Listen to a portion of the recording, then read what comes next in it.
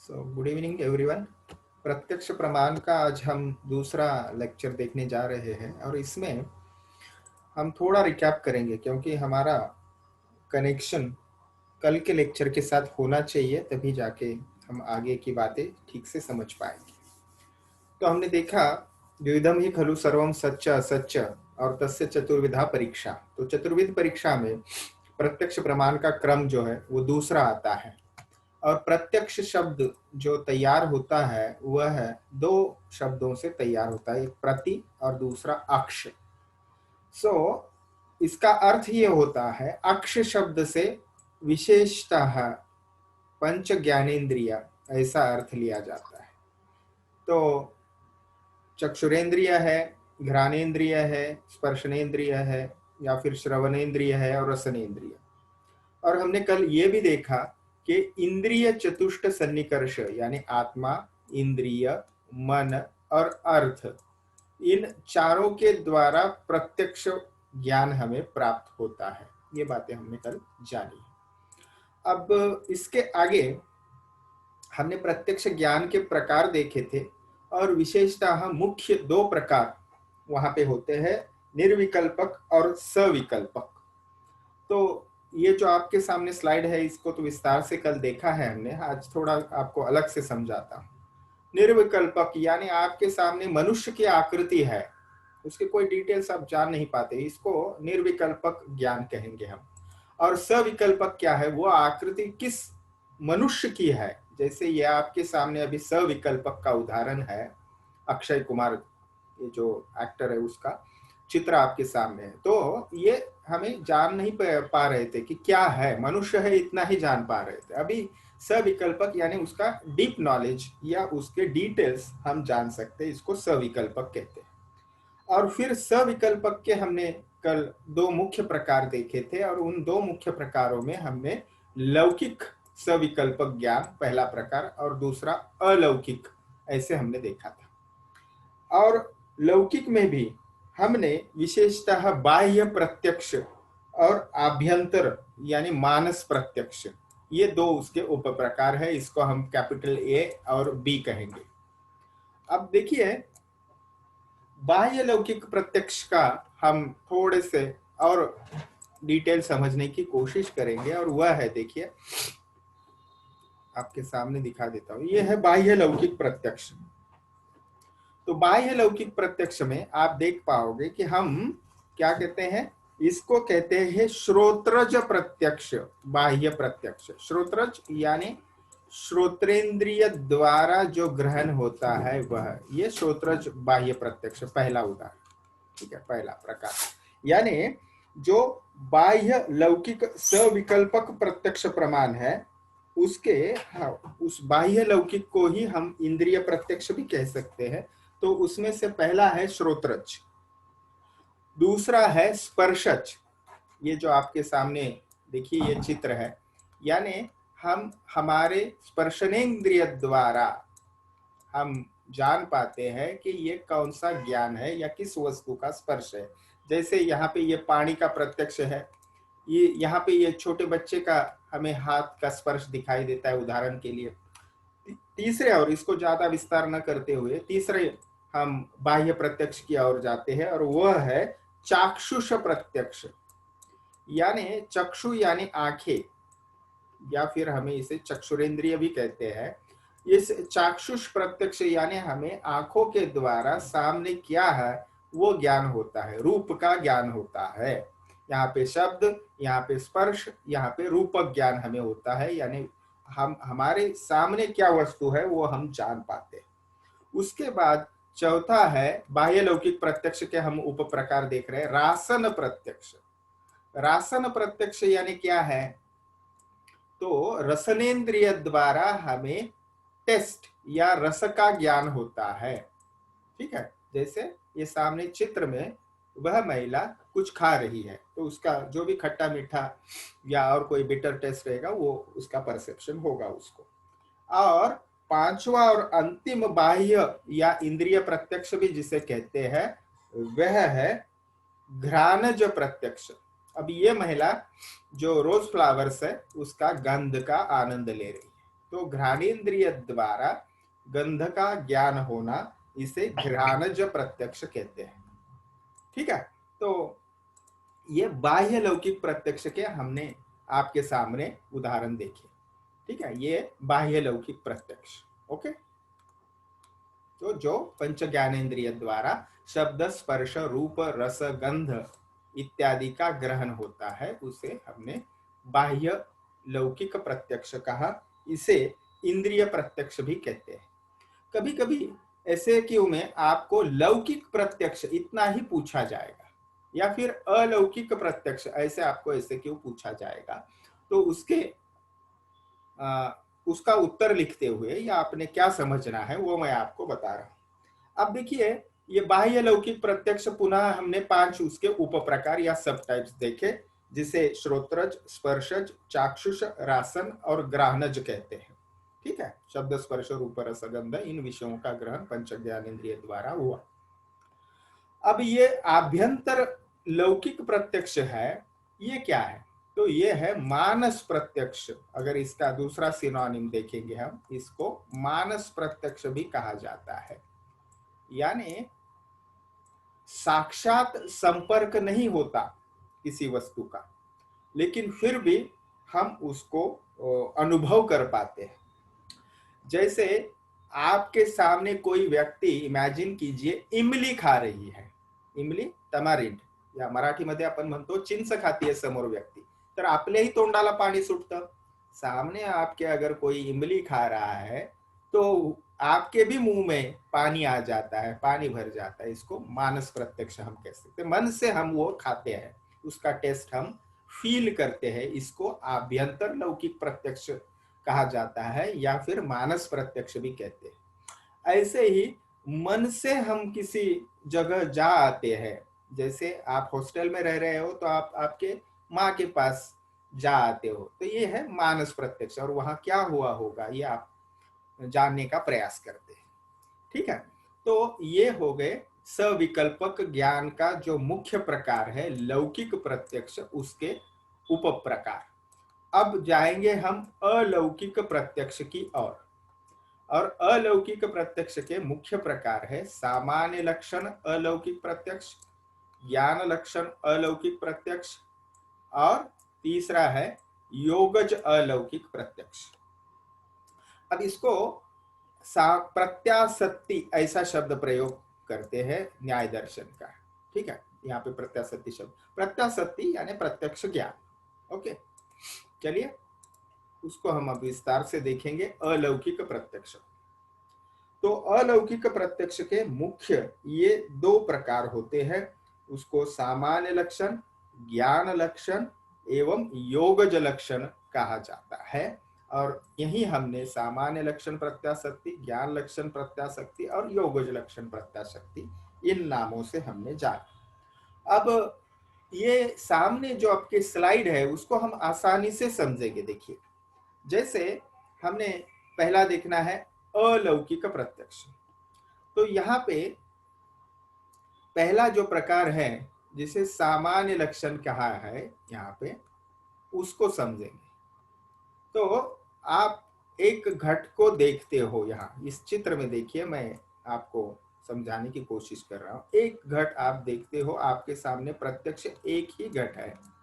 Okay, और उसका ज्ञान होता है, वो तो चाक्षुष प्रत्यक्ष है, वो लौकिक प्रत्यक्ष का प्रकार है। लौकिक, और वहां पे भी कौन सा प्रकार हमने उसका देखा, लौकिक प्रत्यक्ष है, और वह बाह्य लौकिक प्रत्यक्ष है। और उसका अगर क्लियरली हम नाम देंगे तो चाक्षुष बाह्य लौकिक सविकल्पक प्रत्यक्ष है। ओके, तो हमने घट देखा, ये तो बाह्य लौकिक प्रत्यक्ष है। अब अलौकिक में कैसे ये आ गए, देखिए, आपने उस घट को देखा और उसका रंग जो है वो लाल रंग है, आपने देखा, और उसकी आपने घटत्व जाति भी देखी, तो आपको ये समझ में आया, आपने अन्य घट देखे नहीं है, लेकिन उनका भी और भी इसके जैसे बहुत सारे लाल घट होंगे। ये आपको जो ज्ञान होता है वह है सामान्य लक्षण अलौकिक इंद्रियार्थ सन्निकर्ष। यानी प्रत्यक्षतः ये घट आपके सामने नहीं है, सिर्फ केवल एक ही घट है, फिर भी आपको अन्य घटों का ज्ञान हुआ। ठीक है। या और दूसरा हमें क्या ज्ञान हुआ, देखिए आपके सामने तो लाल रंग का ये घट है, ठीक है, रेड कलर उसका है। तो रेड कलर की और भी जो जो चीजें हैं, यहाँ पे उसका चित्र मैंने नहीं दिया है, समझो रेड रोज, ओके, तो वो भी आपको ज्ञान हो जाता है। ये जो ज्ञान होता है सामने न होते हुए भी लाल रंग के वस्तुओं का या अन्य घटों का, इसको कहते हैं, ये जो ज्ञान होता है वह होता है सामान्य लक्षण अलौकिक सन्निकर्ष के द्वारा। तो ये हो गया सामान्य लक्षण इंद्रियार्थ सन्निकर्ष। ओके, अब दूसरे प्रकार की ओर जाते हैं, ज्ञान लक्षण सन्निकर्ष। ज्ञान लक्षण सन्निकर्ष जो है उसको अगर हम समझेंगे, देखिए अब विस्तार से हमको इसको देखना है हर एक चीज को, तो आपके सामने जो उदाहरण है उसको हम समझेंगे। तो सबसे पहले बात है कि आप कोई, अगर आपने ट्राई किया होगा, आप में से कोई व्यक्ति ने, तो विशेषतः अभी वो बहुत रेयरली हो गया, लेकिन हमारे बचपन में थिएटर होता था हमारे गांव में, और वहाँ पे थिएटर में ऐसी बहुत सारी फिल्में जो है वो वेस्ट फिल्में हमें मिल जाती थी, या फिर वो टूटी हुई या किसी कारणवश फेंकी गई। तो कहने का मतलब है जब प्रोजेक्टर में वो 6, 7, 8, 9 ऐसे क्रमशः भिन्न भिन्न दृश्य दिखाए जाते थे और विशिष्ट क्रम में वो देखे जाते थे, तो उससे हमने जो वस्तु हिल रही है उसका ज्ञान होता था। ठीक है, यानी कहने का तात्पर्य आप इस स्लाइड में आप पढ़ सकते हो कि हमने पहला 6 नंबर का हमने चित्र देखा, तुरंत 7 नंबर का देखा, तुरंत उसके बाद 8 नंबर और फिर 9 नंबर का देखा, लेकिन इनमें थोड़े थोड़े थोड़े बदलाव थे। तो 6 हमारे स्मृति में रहता है, फिर 7 अगली एक्शन दिखती है, उसके आगे 8 में दिखती है। तो इन चारों दृश्यों को मिला के हमें वह व्यक्ति दिखती है, जैसे बॉल वह व्यक्ति फेंक रही है। ओके, तो कहने का मतलब यह है कि यह पहला जो ज्ञान स्वरूप स्मृति में आपको रहता है, और इन सभी स्मृति स्वरूप ज्ञानों को इकट्ठा करके हमें वह चलचित्र दिखाई देता है, या वह फिल्म दिखाई देती है, और उसमें वह व्यक्ति समझो गेंद फेंक रही है या कोई व्यक्ति बॉलिंग कर रहा है, ऐसा आपको संपूर्ण चित्र दिखाई देता है। ठीक है, तो ये ज्ञान लक्षण का उदाहरण आप समझ सकते हो।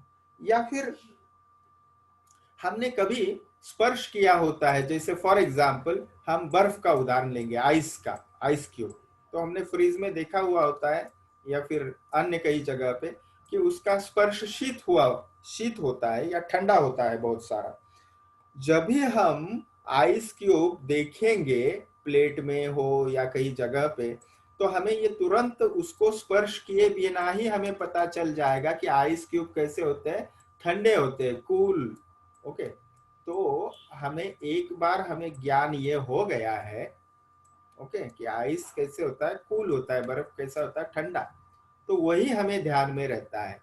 तो उसको स्पर्श किए बिना ही आइस क्यूब जो है वो ठंडे होते हैं, कूल होते हैं, ये हमें पता चलता है।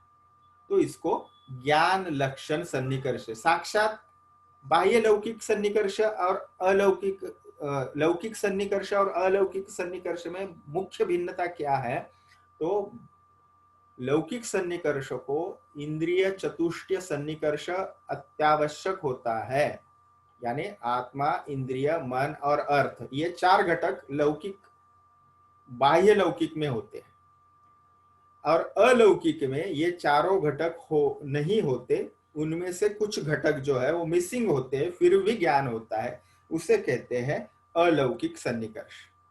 ओके, और उसमें से हमने सामान्य लक्षण देखा, उसके बाद हमने ज्ञान लक्षण देखा।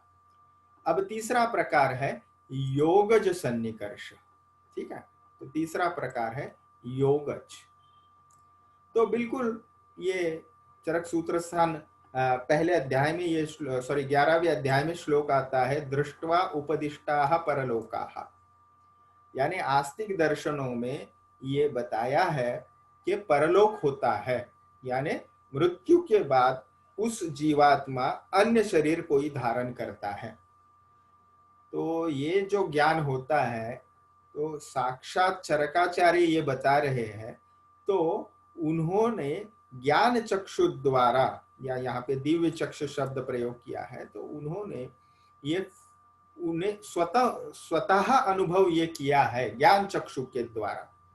तो वह भूत भविष्य ये सभी बातें जानते हैं, और वह केवल पॉसिबल है योग शक्ति के द्वारा। ठीक है, जैसे हमें सूत्र स्थान के प्रथम अध्याय में भी यह सूत्र मिलता है, अथ ते शरणम शक्रम ददृशु ध्यान चक्षुषा, के ध्यान रूपी नेत्र द्वारा उन्होंने इंद्र जी को देखा। तो ये जो ध्यान रूपी नेत्र द्वारा पुनर्वसु अत्रेय जी ने इंद्र देवता को देखा, वह केवल और केवल योगज सन्निकर्ष के द्वारा है। और फिजिकली वो इंद्र के पास गए और उन्होंने ज्ञान प्राप्त किया, ऐसा हम कहते हैं, लेकिन ये प्रक्रिया जो है वो योगज सन्निकर्ष के द्वारा हुई है। ठीक है, साक्षात लौकिक सन्निकर्ष के द्वारा हुई है ऐसा हम नहीं जान सकते। तो योगज सन्निकर्ष उसके लिए रिस्पॉन्सिबल है, या उसके द्वारा ये ज्ञान हुआ है। तो आशा है आपको ये पूरे हमने जो प्रकार यहाँ पे देखे, सबसे पहले सविकल्पक और निर्विकल्पक ये मुख्य ज्ञान के प्रकार प्रत्यक्ष ज्ञान के, और सविकल्पक और निर्विकल्पक में फिर उसका हमने डिवीजन किया। निर्विकल्पक तो निष्प्रकारक है, उसमें हमें सिर्फ धुंधला कोई एक वस्तु है विशिष्ट, जैसे ये मनुष्य है ऐसे दिखाई देगा। और सविकल्पक में डिटेल्स होते हैं, उसमें मुख्य लौकिक और अलौकिक, लौकिक में बाह्य लौकिक, और बाह्य लौकिक में भी विशेषता है जो 5 ज्ञानेन्द्रिय है उनके द्वारा जो इंद्रिय प्रत्यक्ष ज्ञान होता है, जैसे श्रोत्रज, स्पर्श, चाक्षुष, रासन, घ्राणज, ये बाह्य लौकिक के उप प्रकार 5 देखे। और आभ्यंतर लौकिक जो है वह मानस प्रत्यक्ष है, जैसे हमने इमली खाते हुए इंसान को अगर देखा तो अपने मुंह में पानी आ जाता है, वह उदाहरण हमने आभ्यंतर लौकिक में देखा। अब सविकल्पक का जो दूसरा अलौकिक प्रकार है, उसके हमने 3 टाइप्स देखे, या सब टाइप्स कहेंगे, सामान्य लक्षण, ज्ञान लक्षण और योगज, इनको हमने अभी जाना। अभी इसके बाद साक्षात आपके सामने सिलेबस में यह बात मैं अभी जो आपके सामने है स्लाइड, वो अभी जैसे के वैसे नहीं है आपके सामने अभी सिलेबस में। ठीक है, तो फिर भी ये हमें समझने की आवश्यकता है, इसलिए मैंने आपके सामने रखा है। तो जैसे मैंने आपको पहले कुछ लेक्चर्स में, जैसे प्रारंभ में मैंने पूछा होगा कि हमें त्वचा से स्पर्श ज्ञान ही क्यों होता है, गंध ज्ञान क्यों नहीं होता, या फिर नाक से ही हमें गंध ज्ञान क्यों होता है, रस ज्ञान क्यों नहीं होता। तो ये प्रश्न का उत्तर हमें इन इंद्रिय पंचक के द्वारा होती है। जैसे अभी मैं आपको समझाता हूं, इंद्रिय पंचक क्या है। देखिए, पंचक यानी इसमें 5 घटक है। क्या क्या 5 घटक है? इंद्रिय, इंद्रिय द्रव्य, इंद्रिय अधिष्ठान, इंद्रिय अर्थ और इंद्रिय बुद्धि। हो गए 5। तो ये इंद्रिय है, ये पंच इंद्रिय द्रव्य है, इंद्रिय अधिष्ठान 3, इंद्रिय अर्थ 4 और इंद्रिय बुद्धि 5। तो ये आपके सामने इसीलिए ये 5 कॉलम है, इंद्रिय, इंद्रियाधिष्ठान, इंद्रिय द्रव्य, इंद्रिय का अर्थ, और उसको क्या बोलते हैं, इंद्रिय बुद्धि। जैसे हमने अभी देखा बाह्य लौकिक सविकल्पक प्रत्यक्ष में हमने उसको श्रोत्रज या श्रावण, ऐसे उस बुद्धि का ज्ञान, श्रावण बुद्धि या श्रावण ज्ञान, बुद्धि का सिनोनिम ही ज्ञान है। स्पर्शन बुद्धि या स्पर्शज बुद्धि, चाक्षुष बुद्धि या चाक्षुष ज्ञान, रासन ज्ञान या रासन बुद्धि, और घ्राणज ज्ञान या घ्राणज बुद्धि। अब ये 2 शब्द आप पहले ये जान लीजिए, अधिष्ठान और द्रव्य, ये क्या चीज है। अधिष्ठान यानी फिजिकल ऑर्गन है, या एनाटॉमिकल स्ट्रक्चर भी हम कह सकते हैं। जैसे फॉर एग्जाम्पल ईयर, ओके, ये मैं समझ लीजिए आपका कान, ओके, श्रोत्रेंद्रिय। तो ये श्रोत्रेंद्रिय, स्पर्शनेन्द्रिय, ये ये उसका जनरल ज्ञानेंद्रिय का नाम है। श्रोत्रेंद्रिय, स्पर्शनेंद्रिय, चक्षुरेंद्रिय, रसनेंद्रिय, घ्राणेंद्रिय। इसमें क्या होता है उसके ये डिटेल्स है, हम समझ सके तो। अब देखिए, ये जो कान है कर्णेंद्रिय, या उसका बाहर से जो हमें ऑर्गन दिखाई देता है, physical organ, external auricle for example, वह है कर्ण। उसमें जैसे मैंने कल भी आपको बताया था कि कुछ व्यक्तियों का बाह्य कर्ण नहीं होता है, वो एक्सटर्नल apparatus मिसिंग होता है, फिर भी उस व्यक्ति को ध्वनि या ज्ञान तो शब्द का होता है, उसे सुनाई देता है, क्योंकि उसका इंद्रिय द्रव्य जो है, द्रव्य, इंद्रिय द्रव्य, ये उसका ठीक ठाक है। अब इसको कैसे समझेंगे? ये इंद्रिय द्रव्य क्या है? आकाश है। उससे ग्रहण क्या होता है? शब्द होता है। शब्द ही क्यों ग्रहण है? क्योंकि इंद्रिय द्रव्य जिससे बना हुआ है वो आकाश महाभूत है, और आकाश महाभूत का विशेष गुण हमने देखा है द्रव्य, जब हम पंच महाभूत देख रहे थे, शब्द गुण है। तो इसलिए उसको एफिनिटी रहती है, और शब्द का ही ज्ञान हमें इस श्रोत्रेंद्रिय द्वारा या कर्ण द्वारा होता है, और वो ज्ञान होना इसको श्रावण ज्ञान कहते हैं या श्रावण बुद्धि कहते हैं। अब मैं आपको बता रहा था कि इसको हम इंटरप्रेट कैसे करेंगे। ये हो गया इंद्रियाधिष्ठान यानी एक्सटर्नल अपैरेटस, और ये इंद्रिय द्रव्य क्या है? तो आज की भाषा में समझने के लिए मैं आपको बता दूं कि ब्रेन में जो हियरिंग सेंटर नामक जो एरिया रहेगा, जो आप जानते हो, हाँ, तो उसको, हियरिंग सेंटर को हम कहेंगे इंद्रिय द्रव्य, और वो कौन सा? आकाश इंद्रिय द्रव्य। वैसे वायु इंद्रिय द्रव्य यानी क्या है? वह टच सेंटर जो ब्रेन में रहेगा, उसको हम ये कहेंगे। और ये त्वचा यानी स्किन जो है, वह है इंद्रियाधिष्ठान। तो इसी पद्धति से इन पांचों को हमने जानना है, ठीक है। तो इस प्रकार का इंटर रिलेटेड इन पांच घटकों का, पांचों से संबंध होना जो है, इसको ही इंद्रिय पंचक कहते हैं। Okay, so I think you are able to understand. अगर नहीं आपको फिर से रिवीजन करना है तो मुझे बताइएगा, मैं आपको जरूर बताऊंगा। तो आयुर्वेद के द्वारा, जो आयुर्वेद की फिजियोलॉजी है, उसके द्वारा आकाश महाभूत प्रधान इंद्रिय द्रव्य होने की वजह से हमें श्रोत्रेंद्रिय द्वारा शब्द ग्रहण होता है। ओके, तो ये आयुर्वेद का अपना खुद की जो शारीरिक क्रिया है, तो इस प्रकार से उसका ज्ञान होता है। नेक्स्ट, कभी कभी क्वेश्चन आपको पूछा जाता है कि इंद्रिय जो है वो कौन से है? हमने तो एक सिद्धांत देखा है, बिल्कुल हम द्रव्य जब सीख रहे थे तभी, पदार्थ विज्ञान में फर्स्ट पेपर में ही हमने ये जाना है कि सर्वम द्रव्यम पांच भौतिकम अस्मिन अर्थे, यानी आयुर्वेद के लिए अस्मिन अर्थे यानी हमारे शास्त्र के लिए, हमारे अर्थ के लिए सभी द्रव्य पांच महाभूतों से बने हैं। तो शरीर भी पंच महाभूतों से बना है, और शरीर के जो इंद्रियां है, ज्ञानेंद्रिय, वह भी पांच भौतिक है। तो न्याय वैशेषिककार जो है, वह भी आयुर्वेद जैसे ही इंद्रियों को कैसे मानते हैं? तो पांच भौतिक वह मानते हैं। और एक एक इंद्रिय, विशेषतः आप यहाँ पे देखिए, न्याय वैशेषिक भौतिक तो मानते हैं, लेकिन वह क्या बोलते हैं कि जैसे एक ही महाभूत एक इंद्रिय में होता है।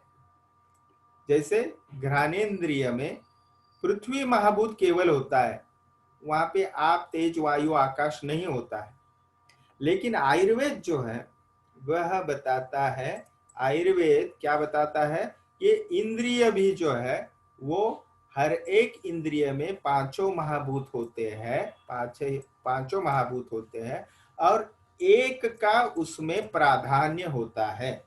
जैसे घ्राणेंद्रिय में पृथ्वी प्रधान होती है, ओके, और घ्राणेंद्रिय में पृथ्वी प्रधान होने की वजह से पृथ्वी का जो गुण है या विशेष गुण है वह क्या है? गंध, और इसकी वजह से घ्राणेंद्रिय द्वारा गंध ज्ञान होता है। तो यही हम इस सूत्र में सुश्रुत शारीर स्थान के प्रथम अध्याय में सुश्रुत संहिता के देखते हैं। इंद्रियेण इंद्रियार्थम तु स्वं स्वं गृह्णाति मानवाः नियतम तुल्य योनित्वात्। अब तुल्य योनि, तुल्य यानी समान, सिमिलर, योनि यानी उत्पत्ति स्थान, तो उत्पत्ति स्थान तुल्य यानी समान होने की वजह से ही वह इंद्रिय जो है उसी विषय का ग्रहण करता है। जैसे उदाहरण के लिए घ्राणेन्द्रिय में पृथ्वी महाभूत प्रधान होता है, ठीक है, और गंध गुण जो है वह पृथ्वी महाभूत का ही गुण है। तो यह विषय या अर्थ हम कहेंगे, परसेप्शन और नॉलेज, विषय या अर्थ भी आप कह सकते हो। तो अर्थ और इंद्रिय, अर्थ का विशेष गुण भी पृथ्वी महाभूत है और घ्राणेन्द्रिय में भी प्रधान पृथ्वी महाभूत है। इसीलिए यह सिमिलैरिटी है, तुल्य है और तुल्य योनि है। पृथ्वी महाभूत से ही घ्राणेन्द्रिय बना है और पृथ्वी महाभूत का विषय या अर्थ भी गंध है। इसीलिए इस तुल्य योनि होने की वजह से घ्राणेन्द्रिय से हमें गंध का ज्ञान होता है। ओके, तो ये सांख्य का भी मत यहाँ पे आपके स्मरण के लिए दिया है। सांख्य क्या बताते हैं कि सात्विक अहंकार से राजस अहंकार की सहायता से वहां पे हमने देखा था 11 इंद्रियों की उत्पत्ति होती है। ओके, जैसे ज्ञानेन्द्रिय, कर्मेंद्रिय और मन क्या है? मन है उभयात्मक इंद्रिय, यानी वह ज्ञानेन्द्रिय भी है और कर्मेंद्रिय भी है। इस प्रकार से इंद्रिय का स्वरूप और पांचभौतिकत्व, ऐसे क्यों के लिए पूछा गया तो आपको न्याय वैशेषिक कार्य का जो मत है वो लिखना है, फिर आयुर्वेद का अपना सिद्धांत बताना है, और विशेषतः सांख्य दर्शन में हमने जो 25 या 25 हमने तत्व वहां पे देखे थे, तो वहां पे सात्विक अहंकार से राजस की सहायता से 11 इंद्रिय उत्पन्न होते हैं, वहां पे देखा था। तो ये अगर 3 बातें आपने लिख दी तो आपको 100% मार्क मिल जाएंगे। और इन्हीं से फिर हमें आगे हम प्रत्यक्ष प्रमाण की उपयोगिता में हम देखने वाले हैं। इन सब चीजें समझने से हमें क्या फायदा होगा, हमारा जो प्रयोजन है स्वास्थ्य रक्षण और आतुर की चिकित्सा करने में, वो हम आगे देखने जा रहे हैं। हमारा जो लास्ट पॉइंट रहेगा वही रहेगा, आयुर्वेद में प्रत्यक्ष प्रमाण की उपयुक्तता क्या है।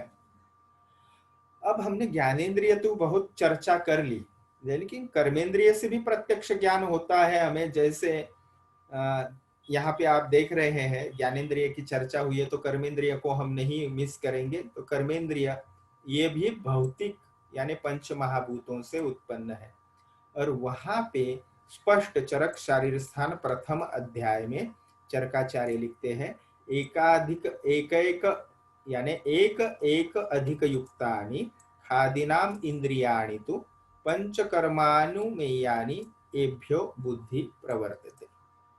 यानी कर्मेंद्रिय भी जो है वह एक एक महाभूत प्रधान है। जैसे वायु महाभूत प्रधान हाथ है, दोनों हाथ, तेज महाभूत प्रधान पाव है, आकाश महाभूत प्रधान वाचा या वाणी है, आप महाभूत प्रधान पायु यानी बुध एनस, पृथ्वी महाभूत प्रधान क्या है तो जननेन्द्रिय या उपस्थ। तो उपस्थ कहा तो ये केवल पुरुष के लिए स्वरूप शब्द प्रयोग प्रायः किया जाता है, लेकिन उपस्थ शब्द से हमने जननेन्द्रिय, स्त्री जननेन्द्रिय एवं पुरुष जननेन्द्रिय, ये दोनों अर्थ वहां पे हमने लेने हैं। ठीक है, अब 5 इंद्रियां जो है ज्ञानेन्द्रिया विशेषतः, उसके द्वारा जो ज्ञान प्राप्त होता है उसी को हमने प्रत्यक्ष अधिकतः हम मानते हैं। लेकिन हमने ये भी देखा कि बाह्य लौकिक और आभ्यंतर लौकिक, और फिर उसको हमने और एक उसका वर्गीकरण हमने वहां पे विस्तार से देखा था कि आभ्यंतर यानी मानस प्रत्यक्ष से भी हमें ज्ञान होता है और अलौकिक प्रत्यक्ष से भी ज्ञान होता है।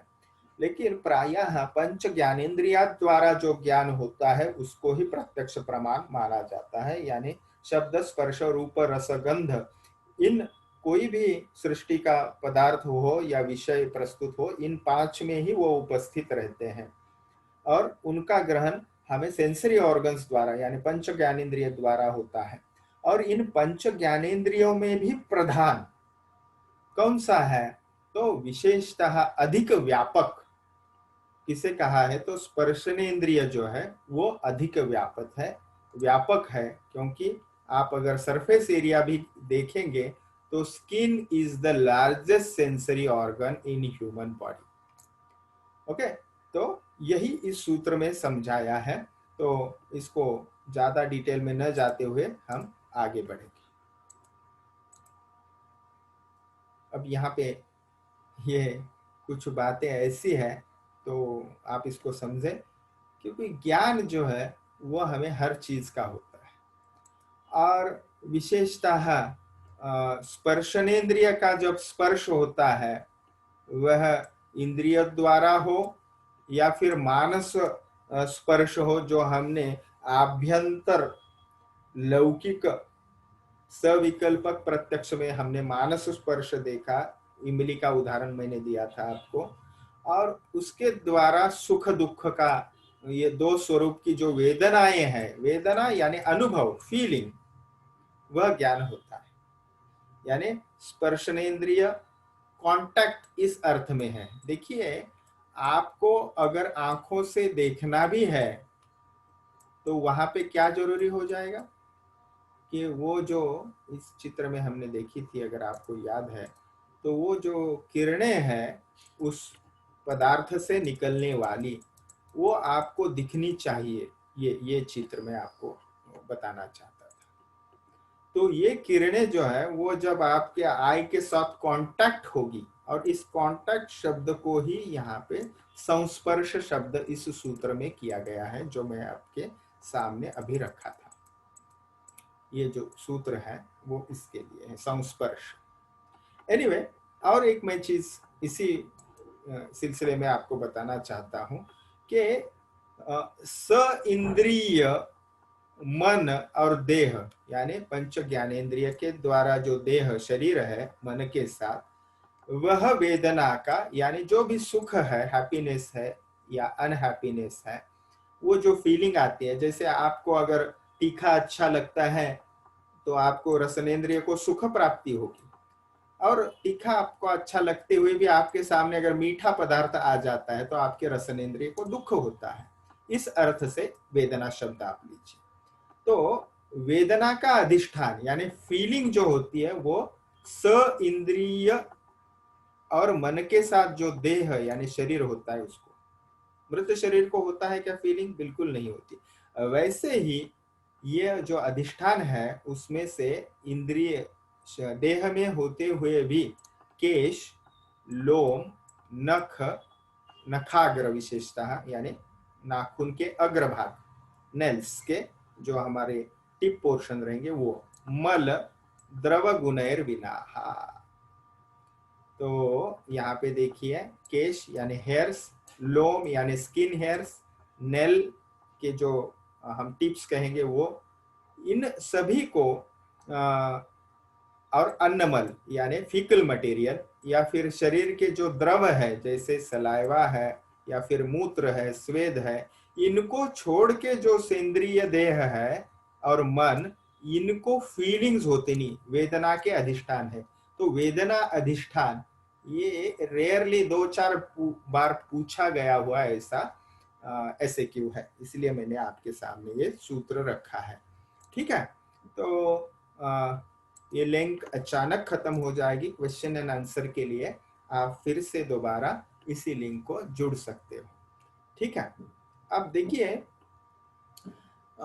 यहाँ पे बार बार शब्द इंद्रिय और विशेषतः ज्ञानेन्द्रिय आया है। तो त्रयोदश करण या अंतःकरण ऐसे भी आपको पूछा जाता है। तो इसका अर्थ क्या लेना है हमें? त्रयोदश करण क्या है? करण शब्द जो आता है, तो करण शब्द से क्या लेना है हमने? कौन बताएगा करण यानी क्या है? ज्योमेट्री का कर्ण मैं नहीं पूछ रहा हूं, या फिर महाभारत का कर्ण भी नहीं पूछ रहा हूं। करण, संस्कार। करण याचा अर्थ संस्कार। ओके, आपने प्रयास किया, यही मेरे लिए बहुत यानी आनंददायी बात है। और कोई बताएगा? प्रमाकरणम प्रमाणम, ये जब हमने प्रमाण की व्याख्या देखी थी तब इसका अर्थ हमने देखा है। प्रमेचे, प्रमा क्या है? प्रमा का अर्थ क्या है बताइए? प्रमा यानी ज्ञान। ओके। और करण क्या है? वो करण है साधन, इक्विपमेंट। तो ज्ञान के साधन यानी प्रमाण है, साधन। ओके, करण यानी क्या है? साधन। तो ये त्रयोदश, ये संख्यावाचक शब्द है संस्कृत भाषा में। त्रयोदश यानी 13। तो 5 ज्ञानेन्द्रिय, 5 कर्मेंद्रिय, देखिए 10 हो गए। मन, बुद्धि और अहंकार, ये 3 जो है इसको अंतःकरण कहते हैं। तो 5 ज्ञानेन्द्रिय, 5 कर्मेंद्रिय और ये 3 अंतःकरण, ये हो गए 13। तो इसको त्रयोदश करण कहा जाता है। तो ऐसे क्यों पूछा जा सकता है, त्रयोदश करण। तो वहां पे आपने ये लिखना आवश्यक है।